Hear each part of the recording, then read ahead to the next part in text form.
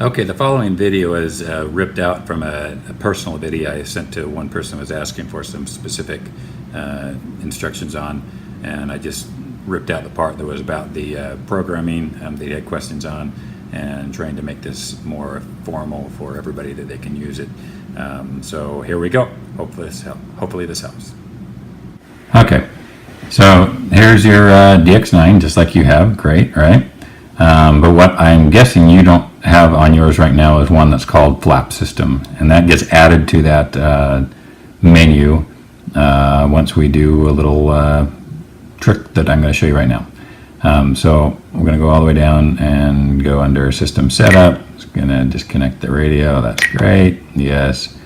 You'll select the model that you're actually wanting to work with, the one that you're bound with, right? And if you have not on that model done the following, this is what we'll need to do. So we'll go under Aircraft Type, and we want it to look like that.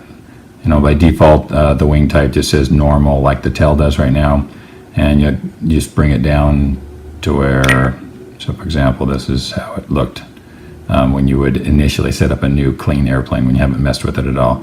So we just go down there and go to where it looks, you would think maybe that, but we actually have, what they're really caring about is not how many surface areas you're dealing with, is just the servos themselves, because they're going to be assigning those. So we want that right there. One aileron, because we're only controlling one servo for the ailerons, right? It's running the rudder and it's pretending to be ailerons. So one servo for the ailerons and our fictitious ailerons, and two servos for our flaps, because we have two unique servos that we're running those off of. So we are happy there. That's where we want to be. So we can go ahead and get out of there now. Go down to Channel Assign. And I've cheated. I've already filled it all out. But by default, what you would have seen if this was a clean airplane is, you know, these would have been all populated as you see there. Rudder would have been for rudder, gear would have been for gear, and then they would have by default over here on auxiliary 1 and 2, that's where it would have said flap, you know, left flap and right flap. But that's assuming that you have a nice big receiver that has all of these ports available, so it's just bringing them over to the next available auxiliary ports.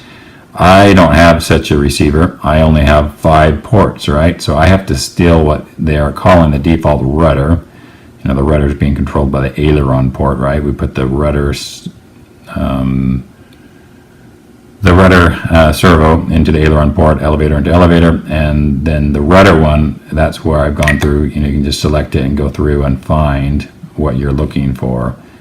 So I'm wanting it to say not rudder, but I'm wanting to say left flap or right flap, whichever one you have in there. And then the other one, same thing, whichever one you don't have there, you put in the other one there. And then I just inhibit everything else because I'm not messing with them. I don't even have any ports for those anyway. So that's what it should look like if you only have a 5-port radio. If you have more, then you can have these left and right into whatever ones you plugged in over here, if that's where you're running them off of. So that's all happy. We back out of there, move back out of there. And now, if you didn't before, you will have a flap system set up here. So we go in there, and the first time you select on that, it won't even have all of these objects here. It will just say inhibit, and you'll need to go down there and select inhibit, and then either by selecting one of the, you know, whichever lever you're wanting to use for those, you either select that and it says, okay, I got it, I know which one you're talking about, or you can select the inhibit down here and go through the toggle wheel until you find the lever, the toggle, the switch that you're wanting to use for that. And then it will open up this menu as you see here. So the position 1, you can do this different ways. You can do it to where one position is where it's all tucked away, and then the next one is half deployed spoilers, and then full deployed spoilers, and then not mess with the flaps. You know, the ones underneath, or the air brakes, whatever you want to call them. Or you can have it to where there's just one full deployment on the spoilers, one full deployment on the flaps, and then the middle one would be just where it's tucked away and nothing's happening. And that's how I've done it. So position 1 is 0, nothing's going on, I'm not deploying anything. This is just a mix, because I'm wanting to mix the flaps by default with the one I selected here was elevator, because when you put a full spoilers on, it tends to want to put the nose down, and so you need to counter that by putting a little bit of elevator, and it's on mine it's set up to be a -30, which is what will pull the nose up a little bit, a little bit of backstick.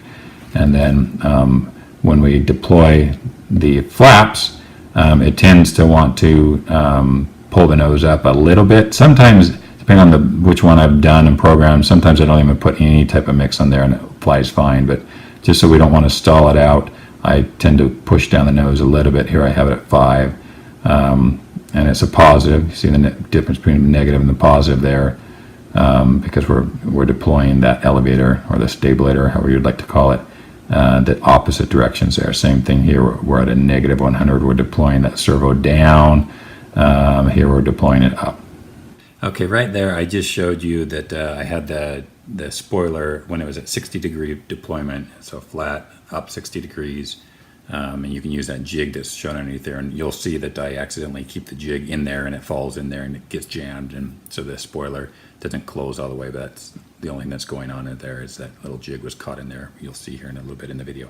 Anyway, one thing I wanted to clarify here is I had that set at -30 and then +5 for that at a 45-degree deployment of the flaps.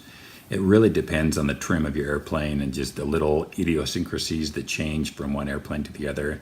For example, the current bird time that I have, I'm flying that at, I'm jumping between -15 and -20. -15 gives you a fairly, it still puts nose down a little bit, and you definitely are coming down fairly fast.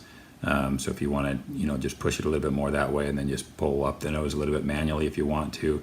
Or I found the current trimming of the bird of time at -20 makes it to where it just keeps the nose level. You can flip that switch on and off as you come down. You really don't notice any attitude change in the nose. It's just the sync rate changes. So I think that would be a good starting point, is instead of -30, go -20. At least that's where currently I am. And then move from that. But that will kind of find you in the middle between the things that I've done in the past.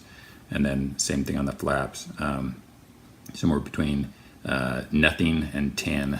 So a 5 is probably a decent starting point to that, and that's a plus side, because when you put those on, if anything, that tends to put the nose up a little bit. We don't want that to get into a stall where it keeps on looping up like that. So I usually try to push the nose just a little bit down on that. Okay, back to the video. Grab your popcorn. Switch, once again, you can select where you want that on your radio to react to it. And then the speed is how quickly they deploy. If you just have it by the default, everything is 0. They jump up real quick. It's not a real smooth, nice transition. So I think 2 seconds is about right on that. You can choose that yourself. Now, in order to get I programmed these digital servos in order to be able to do so that they could basically do almost a vertical deployment.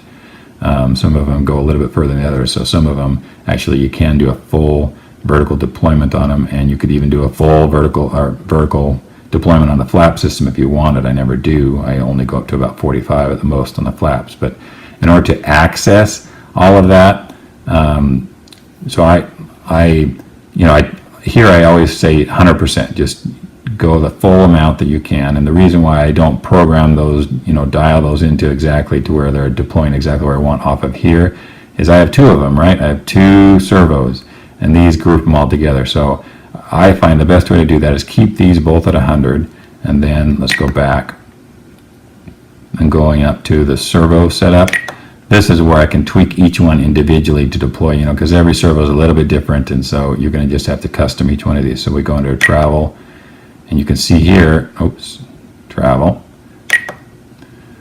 I go down, and if I deploy this, you see this one's now deployed. In order to get that at that nice 60-degree angle, and I use this little guy here as a protractor, that's got a 45 here, a 60 here, a 30 here, a 90 there. So you can use kind of for different angles depending on what you're trying to do. I tend to use the 60, and I just put it right up in there to where, it's just barely touching that flap. And so I adjust that when I'm in here. So let's just play with this for a minute. See how that's moving that? So I can get that to exactly where I need to just for the left side, and then select it, and then I can go over to the right side, and I can adjust the right side to get it exactly to where they're in sync. That's not always the same number as you see there, because every servo is just a little bit different. So you bring it to where both of those are showing your 60 degrees or however much deployment you want to use on those. And there you go. And then when you turn it off and go down to the flaps or the air brakes, same thing, you can adjust those on this bottom number. So it doesn't highlight that one individually until you've actually turned that switch to that position. But when it's in the middle, they're both selected. So let me get out of there.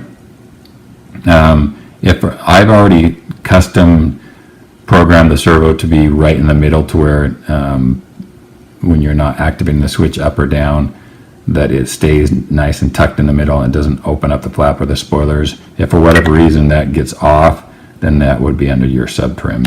Travel, go over sub trim, and that's where you could, on your left and right flap, you could change those to make it to where it goes back to that neutral position, a little different spot, but they should be good where they are. Okay, I think that is it. Let's try that as our first stab. If there's something that I left out or that's confusing or didn't explain right, let me know. But I think that should get you warmer on setting that up. And like I say, throw any questions you have my way, and I will clean up anything else that was confusing. Well, there we go. With a little bit of patching in here and there, I think we got that current and usable. So I hope that helps. Those that have already installed it into your airplanes, if you think that there's something that I've left out that would be of help to others, or something that I've done wrong, or that you think there's a better way of doing it, let me know, and I'd be glad to share that with the rest of the folks. All right, we'll catch you later. Thanks, guys. Goodbye.